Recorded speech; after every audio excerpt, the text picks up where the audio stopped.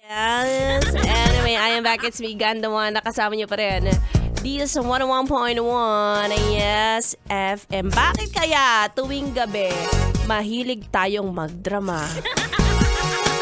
Diba? Normal yan para sa mga yes friend kong single, sa mga walang minamahal. Pero kung may jowa ka, tapos bigla ka magdadrama, may mga ganon, diba? Madalas yan sa mga magaganda. Yung wala lang, pagdating ng gabi, mga ganito mag-aalas 8 na, tapos hindi nila nakakausap ang mga jowa nila. Bigla sila mag-open ng topic hanggang sa mapunta sa away. Diba? Para may susuyuin. May bibilihan ng kape, may susunduin, diba? Sarap kasi sa pakiramdam ng gano'n, no? Wala lang, pero ang mga ganyang klase ng babae ay para lang sa mga sa mga matitikas, matatalino at mahabang pasensyang lalaki. Hindi daw yan para sa mga may hina. Kaya ako nag-iinarte ang mga jowa ninyo, lalo na pag mga ganyan mag-aalas 8 na o alas 10, ganyan. Diyan na pumapasok ang mga sad girl moments. Pagpasensyahan nyo na, ha? Sadyang ganito lang talaga kami.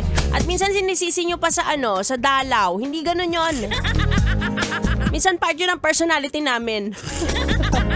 Charot. Pero sa mga kababaihan naman dyan, wag naman natin masyadong i-romanticize, May hangganan din ng pag-tolerate ng topak. Wag po natin gawing habit yan, dahil nakakasira din yan ng relasyon. Sige ka, malay mo, maghanap siya ng babaeng walang topak, ikaw din. Malay mo, gusto niya pala ng katahimikan, kapayapaan, wala sa'yo, lahat sa'yo, puro kaguluhan. Tansya-tansya lang, di ba? Dapat balance sila. Minsan baliw, minsan alam mo na, maganda, minsan normal, gano'n. Anyway, kung gusto mo pa ng isang example, ako na yon, ha? Inig ka sa akin.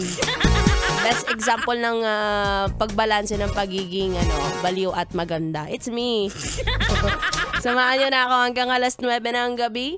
Ituloy muna natin ang ating tugtugan dito lang sa stasyong number 2. Yes! Sa Metro and Mega Manila. 101.1 Yes FM Solid.